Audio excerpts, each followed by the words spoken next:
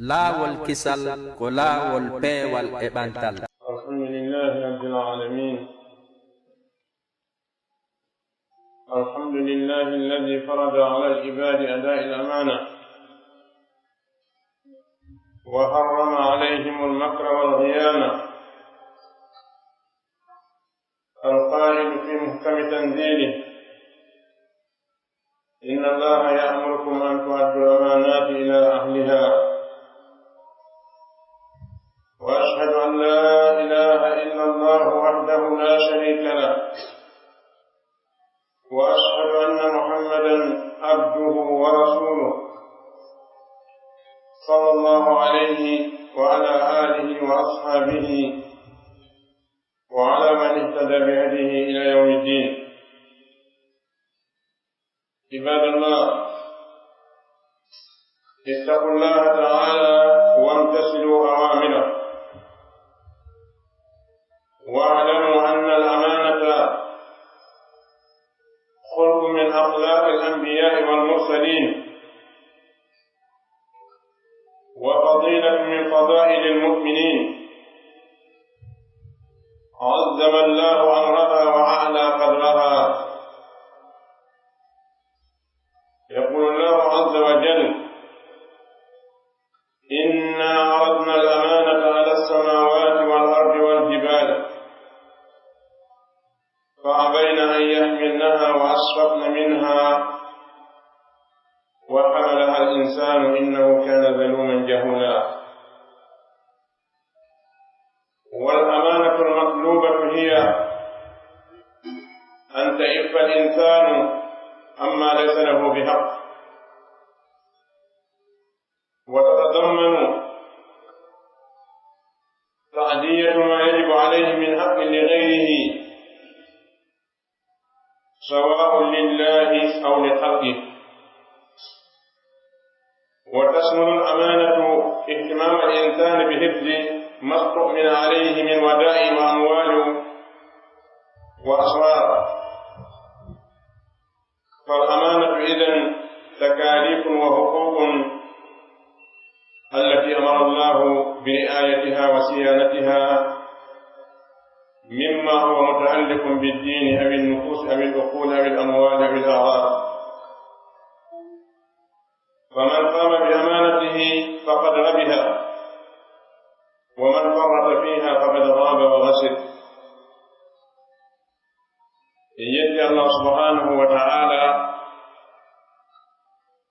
تبدئ وودنئ ولا فلال يدنسنا يتم كرف الله سبحانه وتعالى يملك إن كنفت إن حدي إن كنرت إن ويدو تدفت المقصد الجنة كرف الله سبحانه وتعالى هم يملك أن جلتفين يوم جنة هولا رجلي يمبمجيون سيدو على نبتة يقونغا سيونا أولو الله غورو o alamu o kaɓi ka tagugol en e ka jeygol en e ka toppitagol fiyakuji meɗen ɗin, enen kadi en hanamo kafude goto kayagol. seeɗo oɗo mo suɓi onude e meɗen nelaɗo meɗen muhammadu sallllahu alayhi wa sallam, oɗo ko jiyaɗo makko ko nulaɗo makko. toron kanko Allah subhanahu wa ta'ala yo juulo e nelaɗo e ɓengure maɓɓe nden e sahabaɓe maɓɓe ɓen e kala jokkuɗo peewal maɓɓe ngal hadalngal ngal daro. jiyaɓe Allah fuli Allah subhanahu wa ta'ala holiron mo ñentingol yamiroje makko ɗen, ɗum woni waɗugol ɗe hala no welti, no jaɓi hooli nafoore mum nden malore mum nden adna e laakara ko waɗugol ko Allah yamiri ko woni. e accugol haɗoje makko ɗen hala no welti no anndi ko ko acci ɗo ko lorra mum ni sinno waɗino. wona ya accu ɓay tun a innama e accu ɓay ala ko wowɗa. ya jaɓu ko haɗaɗa ɗo ko lorrama woni e muɗum si a acci ko nafa ma sa waɗi ko lorrama. Anden haray no jeeya e jikkuuji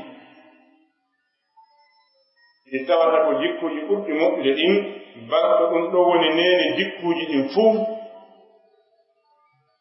ko wiyete kon hoolaare. Hoolaare bi maana ko wonangol hooliiɗo ma on ka o hoolima ɗon, wonangol jikkuɗo ma on ka o jikkuma ɗon, hara o yi'aari wasinaa ɗon ko wiyete hoolaare. No wi'ee hoolaare hara wongol hula kono wonaa ɗum faamine. Hoolaare ko faandaa ɗo kon ko yo a wonan neɗɗo fuu jikkuɗoma ka o jikkuma ɗon. Ɗum ɗo ko jikku jeyaaɓe e jikkuuji annabaaɓe ɓen, jikku jeyaaɓe e jikkuuji nulaaɓe ɓen, ko ɓural jeyaangal e ɓure ɗe yimɓe gomɗimi ɓen sifori. Allah subhanahu wa ta'ala himo mawnini fiyaake ko wiyete kon hoolaare, o tuwni fii muɗum. Sen ndaari ka alqur'an ɓeeɗo annabaaɓe ɓe Allah subhanahu wa ta'ala sifani en fii mum ka alqur'an no fanɗi e maɓɓe mo daraaki yeeso yimɓe mum ɓe wii inni lakum rasulun amin. Ndaare ka suratu Shu'ara Allah subhanahu wa ta'ala o janti ɗon annabi Nuh, annabi Hud, annabi Salih e annabi Lut e Su'ayb, ɓeeɗon jowo kala ma minhum min ahadin illa qala li qawmihi inni lakum rasulun amin. Min wonande on ko mi nulaaɗo kadi ko mi holniiɗo.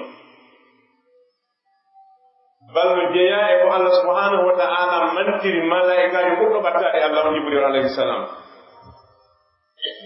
Nokku ka o wii innahu la qawlu rasulin karimin zi quwwatin inda dhil arsi makin muta'in thamma amin. Idan hoolaare yani tottugol hoolaare nde wonangol jikkuɗo ma on ka o jikkuma ɗon, ɗum ko jikku jeyaaɓe e jikkuji annabaaɓe ɓen noon. ɗum noon ko hunde mawnde nde tawata Allah subhanahu wa ta'ala holli en kattooji mawngol meere on. O wi kanko subhanahu wa ta'ala ko alqur'an ka lannode suratul ahzab inna aradna al-amanata ala as-samawati wal ard wal jibal fa abayna an yahmilnaha wa asfaqna minha. Allah subhanahu wa ta'ala o wi ko ko wiyete hoolaare min weeɓitanii ɗum kammu ngun e leydi ndin e pelle ɗen ɗi salii ƴettude ɗum ɗi huli, yani ɗi huli yeebugol ɗum, ɗi huli battane ko woni kon e yeebugol ɗum ngol. wa hamalaha al insanu neɗɗo on rondi ɗum baba meɗen adama e enen ɓiɓɓe makko ɓen. fii hon ɗum innahu kana zaluman ay kasiru zulmi ala nafsihi jahulan, neɗɗo on ko heewuɗo tooñugol ko o majjaaɗo battane yeebugol hoolare nde, yani ko o majjaaɗo bone ko woni kon e yeebugol hoolare nde. ɗum waɗi o ɗitte rundi. idan nde ɗo hunde nde Allah subhanahu wa ta'ala ƴetti weeɓitani kammu e leydi e pelle ɗi huli memude, an neɗɗo o ƴettuɗa malore ma nden ko ɗo woni malkufu ma ngon ko ɗo woni. tafsiroɓe wii ɓe Allah subhanahu wa ta'ala weeɓiti o amana e kammu ngun e leydi ndin e pelle ɗen ɗi landino ko honɗum ni, subhanahu wa ta'ala wi'a ɗiɗi ko hunde nde tawata si a ƴetti a tottino haaniri noon a yoɓete moƴƴere so a yeebi yoɓeɗa lette imi o kanji ɗi ala memude baba meɗen adama alayhi salam o weeɓi tana o ƴetti imam mujahid o wii wondema wonaari hakkunde ƴettugol adama amana on e yaltugol makko aljanna sino hakkunde fana hana sara hakkunde ƴettugol makko hoolaare nden e yaltugol makko ka aljanna hakkunde mum no waadi woɗɗeeki mum ɗin wono hakkunde fana hana sara idan o wii ko fii honɗum o waɗani o amana ɗo ليعذب الله المنافقين والمنافقات والمشركين والمشركات ويتوب الله على المؤمنين والمؤمنات وكان الله غفورا رحيما قال لن دو أدرا وفي نو الله لكترا وفي يوهب هجة نو لكترا نافقي بورب من نافقي برب من وقت سيركم رب سيركم sabu naafiki yagal ngal e sirko on ko addi ɗum ko angal ƴettugol hoolaare nde wa yatuba allahu ala almuminina walmuminat ko fii yo allah jaɓan tuububuye worɓe gomɗimɓe ɓen e sonnaaɓe gomɗimɓe ɓen fii honɗum wa kana allahu gafura rahim ɗum ɗo no holli ويتوب الله على المؤمنين والمؤمنات نهل وندنا فانكي محبة الأسائل هو الرئيس ووني perdi ɗin ko angal yiltagol ko waɗi hoolaare nden ko takalif kala ko Allah wiima ya a waɗu ko hoolaare kala ko o wiima ya ac ko hoolaare idan deweɗen fof ko hoolaare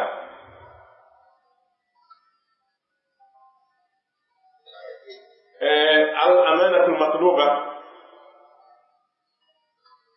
hoolaare ɗaɓɓaande nden koyo neɗɗo on nefino e kala ko tawi wonaa haqqe makko koyo neɗɗo on nefino kala ko tawi naa haqqe makko ɗum no mofti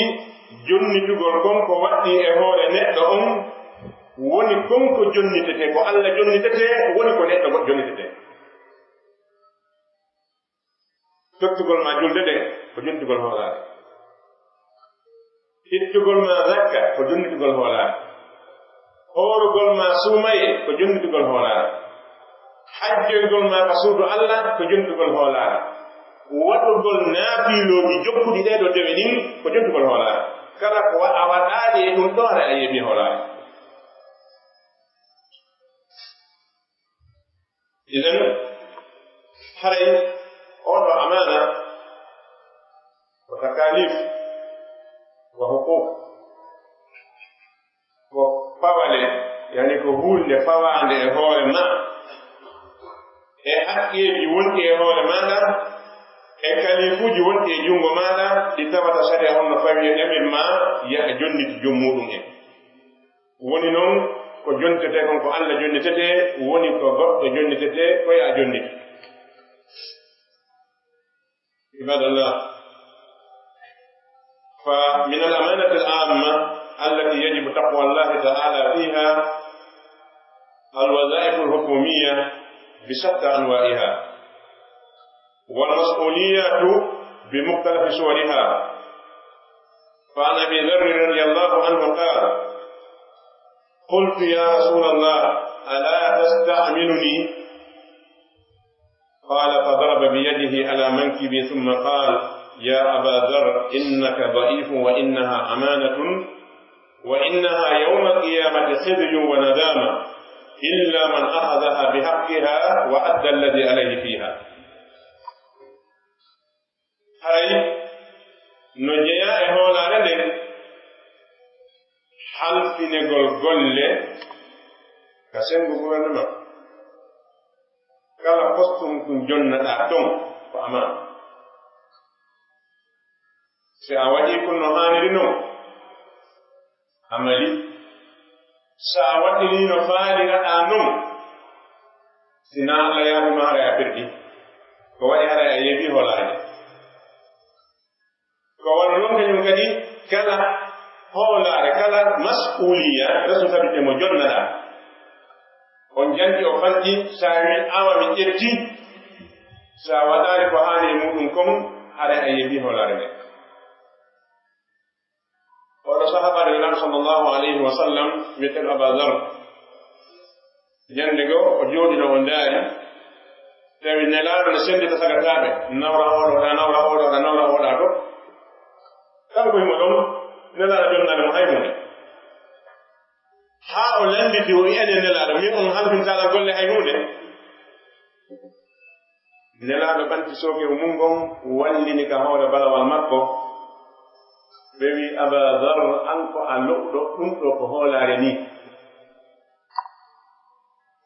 ɗum ko koyeran e ninse wonata jommum yawmal qiyama si wonaa so ƴettiri no haaniri noon o golliri no haaniri noon laawol kisal ko laawol peewol ko man tote halfineede place halfineede poste ko jarrabu e moolana naa ta ndaar ko jeli arataama ka dammugal ma welto ko ma heɓi golle feleɗa heɓi golle a annda noon ko golle hoɗum heɓuɗaa ko sabu golle ɗe heɓuɗaa ɗen ko go'o waɗaaɗe no haaniri noon maleɗaa ɗiɗi ɗon ka wadde ɗum malkisaɗaa anndi a heɓi golle ndikka ka wonoɗaa sohde no ka suudu ma idan wata a hode ko yimɓe arata hiwro ma jala welɗo naa ɗum haanuno bala ko haanuno ko maafanagol ma ko haanuno kon ko tonnagol ma Allah yo hawrine sababu e golle ɗe waɗɗa nannguɗaa ɗe ko waɗi probléme no nder ɗon haanana neɗɗo ko tawata wowlataake hannde ɗaɓɓugo responsabilité sinaa taw hara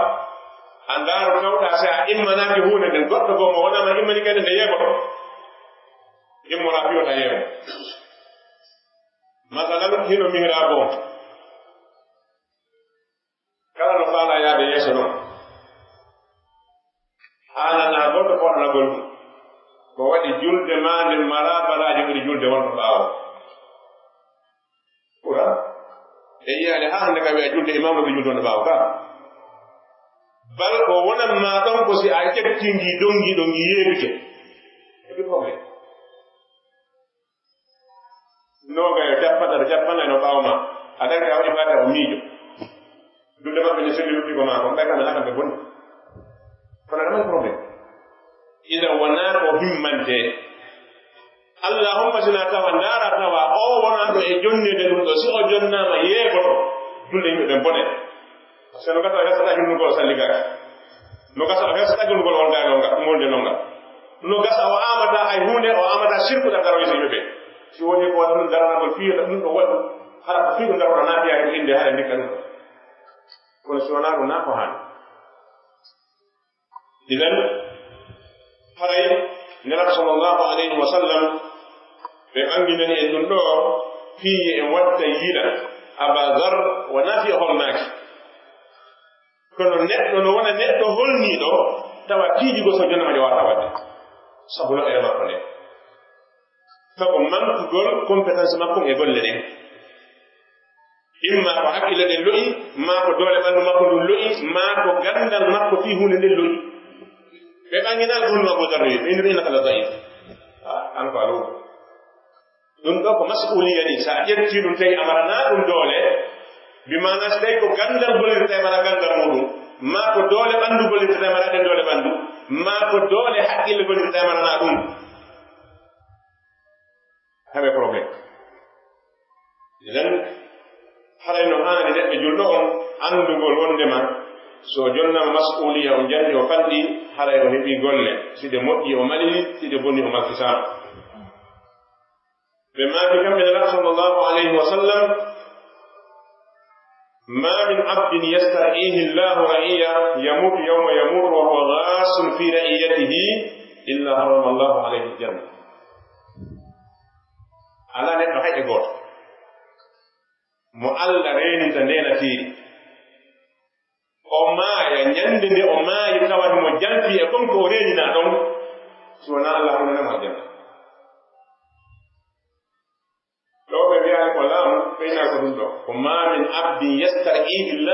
milkiya woni ko yimɓe halfinaɗa woni ko jawdi halfinaɗa woni ko goɗɗum ɗo halfinaɗa ko renete si a reenaali a yeeɓi a heɓi probléme si a lammina woni ko dow to woni ko ley to woni ko ka marché woni ko honto kala ka halfinaɗa laamu hum si a golliri ɗum giɗaale tawi ko siɗɗo ma ari haaji on gasay siko mo welduɗa ari haaji on gasay siko goɗɗo goo mo wona giɗo ma wona siɗɗo ma haaji on gasata ko ɗulle joƴƴi ma ko mbiyaade ɗin jama on gasu anndu a hokki hoore ma yiide a hokki hoore ma yiide sabu yeebugol haqqe o neɗɗo ɗa fiinama siɗɗo ma nawo giɗo ma so a halfinama responsabilité e nokkure wo nokkure a haana suɓude o ko siɗɗo an kono ko goto men iwri ɗum alaa ɗon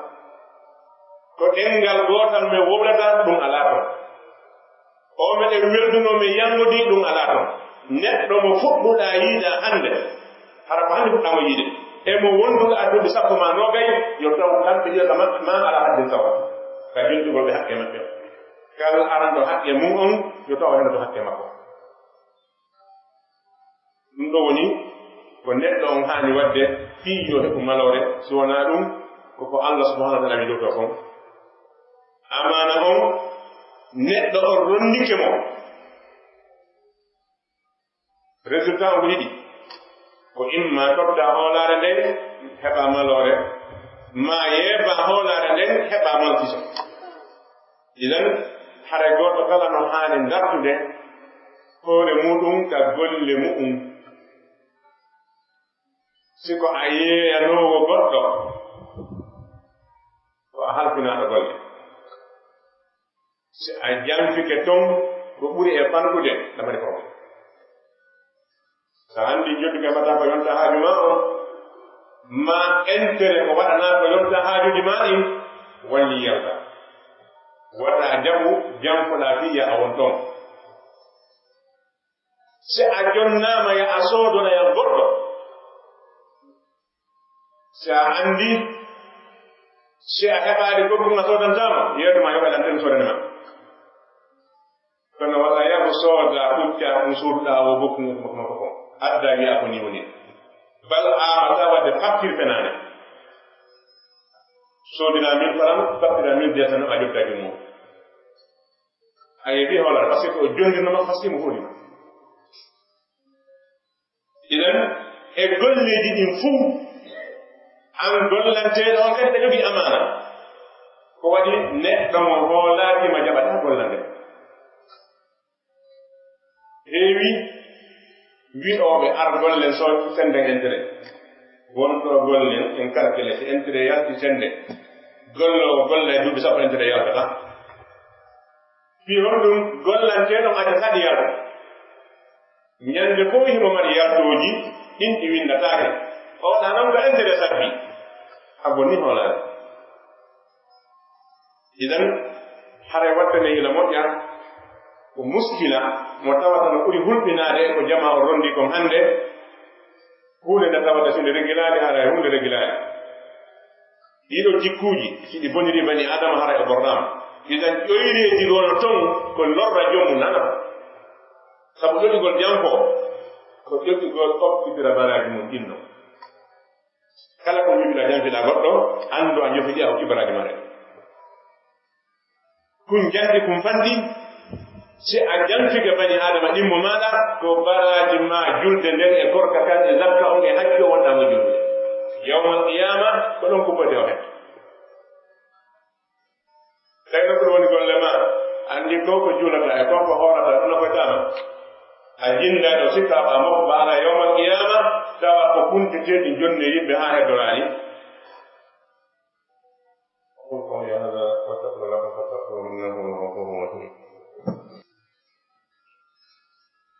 الحمد لله ولي الصالحين واشهد ان لا اله الا الله وحده لا شريك له واشهد ان محمدا عبده ورسوله صلى الله عليه وسلم عباد الله اعلموا ان من علامات سوء الزمان وفساد المجتمع ضياع الأمانة والتفريط في الرعاية والتهاون في المسؤولية واتخاذ المصالح الغاصة الهدف الأساسي والغاية العليا، ونبذ المصالح العامة من أجل المصالح الخاصة والمنافع الذاتية. فيا من تحملوا مسؤولية من المسؤوليات، لقد استعاركم ربكم هذه الأمة ثم ولاكم أمور الأمة. إن الواجب عليكم تقوى الله فيها وإياكم وتسخير هذه المسؤوليات في مصالحكم الخاصة أو منافع ذاتية، واحذروا من التهاون في مقاصدها، فقد أتمنكم الناس على مصالحهم. إن الله سبحانه وتعالى قال على متي إنهانه يدفع الله سبحانه وتعالى يقول لنا صلى الله عليه وسلم بينغور مكم يسحب بمكم من كان جفنا في المكم ديام الله هري عندن هري نجيا على مان بونغول زمانو yebagol jama'un yebagol holarande welsindagol e ko neɗɗo on aynina kon e ittugol bote welsindo responsabilité mo jonna on e waɗugol faandunde mun nden fuu golle ɗe halfinaɗen ko intérêt mum personnel. tawi jama on halfini neɗɗo ma neɗɗo halfinama jama on ko fi maslaha jama on wona fi maslaha makkanko. idan si tawi a halfinama jama on fiya a gollanɓe ko tawata kumɓe wawanta hoore maɓɓe, si tawi a waɗani ɗum ɗo hara a yeebi ko wiyete kon hoolare. yeebugol hoolare nden noon bonnayi haajuji jama on fof bonne ngurdanta. ɗum waɗi e yaasi mo wurɗen on hannde e fewno nde wonɗen nden fewno ɗo, si en waddani hila en tawayno jeeya e capanɗe jeetati nder temedere ko sakkene nden kon angal hoolare. fi hon ɗum wona dow wona ley wona nano wona ñaamo wona hakkunde no fanɗi ka tawata hoolare nde yeɓora. idan yeɓagol noon hoolare nden adde probléme ji buyi. ko waɗi hannde ndaare société o udditataake ɗo tatana ƴetteta golle ko golla hitanaade mo be wujjira e nokku goo. idan naa yeeyowo on numɗata ka yeeyata ɗon, wona addowo on numɗata ka addugol muɗum, wona doginowo on numɗata dogingol muɗum, wona docteur jo numɗata hakkude mo ñawdo mu'on, wona laamiɗo numɗata hakkude mo e laamaaɓe ɓen, wona kadi laamaaɗo on numɗata hakkude mo e laamiɓe ɓen. mo ɓe no yereti yeɓe haqqe o si kala desidi yeeba e haqqe o haqqeji fof yeɓoto, si haqqeji ɗin fof yeɓi goɗo wonta e ƴe. idan ɗum ɗo ko muskila mo tawata jama julɓe ɓen no haani wattandila e muɗum, bal yahi no haa wi'ama e ndi leydi o malla ɓe kono jiɓan akala hoddi aal gaa'ide saabitiiɗo nder leydi meɗen ndi hannde si ɓe wi so a wonaali bonoji ñaame bimana sa ukkitike hakkunde bonoji ɗin a wa'aano ɗi wayno ɗi ñaamete imma yalbinaɗa nder ɗon ma a waɗanama goɗɗum ngo. kono so a wonaali fenno a wonaali wujjo a wonaali jatto a wonaali ñaamo ngenaari a wonta hakkude waɗa ɗum ɓe. so a wi a laaɓe nder ɗon ɗum kede probléme ɓe fena e hoore ma fenande yaltinanima nder ɗon ma sokkoyanima ma ɗum goɗɗum ngo waɗa hoɓɓe kerende probléme o yura nder ɗon ana ɗum tan maɗaga. idan yehi haa ɓe wi malla ɓe ko ziban akala ko zi'al. so a ari a tawi a wonaali bonono ɓoƴiri bonono o ɓe ñaam bonoji ɗi ñaame jamaaɓe tawi alhaali mum ko ni wayi ɗum no huɗɗi. idan harayno jeeya e alamadeji darngal yeebugol hoolare nden wona nelaɗo maɗen sallllahu alayhi wa sallam lamma sa'alahu an sa'a qala ida wussida al amru ila gayri ahlihi fantazir as-sa'a. ida wussida al amru ila gayri ahlihi fantazir as-sa'a. si fiyaake on jonnama ko wona yimɓe muɗum ɓe haɗa sabbadal ngal mo anndi no jeeya e ko jibril alayhi salam nde o landino nelaɗo sallllahu alayhi wa sallam an amarati sa'a qala mata sa'a qala mal mas'ulu anha bi a'lam min as-sa'i. قال أخبرني عن أماراتها قال أن تلد الأمة ربتها أن تلد الأمة ربتها معنى أن تسند الأمر إلى غير أهل nde hata wa fiyakuji ɗi wona yimɓe mum ɓe jogi ko wiiɗo ko docteur ji woni ñawde wona docteur jo ko wiiɗo ko sofere woni doginde wona sofere jo ko wiiɗo ko gando woni yunde wona gando nokkel ni fof ko wiiɗo hunde nden ko o ɗum tawa na o ɗum yani ko wattiɓe doloki mum kono na o ɗum idan ko on halbina gonɗo hunde kad usnel amru ila gayri am yehi ha haɗa fiyake on halbinama ko wona yimɓe muɗum ɓen si woniri ni kala mati fantadiri sa'a hare sabbu daragol dangal ngal idan hay no hani jama julɓe ɓen watta layla moƴƴa hande yeɓugol ko wiyete kon hoolare a wawata kontude wi'a ko ɗo e ɗa sika nder marsa ganaɓe ɗen inde ga ɓuri se yaari ka biroji to inde ko ton ɓuri se yehiri ka karti e inde ko ton ɓuri sika ka doginoɓe yaade wiya ton ɓuri sika ka ouvrier ɓe yaade na ton ɓuri idan kala ka yaaroɗa a tawa 90% ko yeɓuɓe hoolare idan ɗum ɗo ko muskila molanaɗo mo tawata rimata moƴƴere accata jam watta yimɓe ɓen e huttu addata weldigal e wowdal hakkundeji maɓɓe hay no jeeya eko yamirate waggole ɗe ɗo balɗe newnalngol fayɓe meɗen ɓen ɓe vaccine o fi nde ɗo nawnare feti wona nde howlede fi muɗum e nder leydi meɗen ndin nde woodi e nokkeeli buy haray ardinaɓe ɓen kippuɓe fi mum ɓen ɓe holli wonde vaccination no woodi fi mum e nder balɗe tati juma e asawe e tene gila hande e juma haray ɓe tori kala mo baafan mum konka yo newye to ɓengure nde yoɓe yaltin paykoy koy gilandema lewru haa duuɓi joyi ɓe vaccine o fi nde ɗo nawnare ko waɗare ɓen anndi loramere no ɗuuɗi idan haray wattane gila e muɗum toɗen allah subhanahu wa taala kisiye ربنا تقبل منا انك انت السميع العليم وتب علينا انك انت التواب الرحيم اللهم ارنا الحق وارزقنا اتباعه وارنا الباطل وارزقنا اجتنابه برحمتك يا ارحم الراحمين اللهم ارنا الحق حقا وارزقنا اتباعه وارنا الباطل باطلا وارزقنا اجتنابه برحمتك يا ارحم الراحمين اللهم حبب الينا الايمان وزينه في قلوبنا وكره الينا الكفر والفسوق والعصيان واجعلنا اللهم من الراشدين برحمتك يا ارحم الراحمين اللهم اغفر لنا ولآبائنا وأمهاتنا وذوي أرحامنا برحمتك يا الراحمين اللهم اجعلنا هادنا مهتدين غير ضالين ولا مضلين علما لأوليائك أدوى لأعدائك نحب بحبك من أحبك ونعادي بأداوتك من خالفك برحمتك يا الراحمين اللهم نسألك بأسمائك الحسنى وصفاتك الأولى وبكلماتك التامة أن تبدل أسرنا يسرا اللهم بدل أسرنا يسرا اللهم فرج همومنا ونفس كروبنا واقض ديوننا واشف مرضانا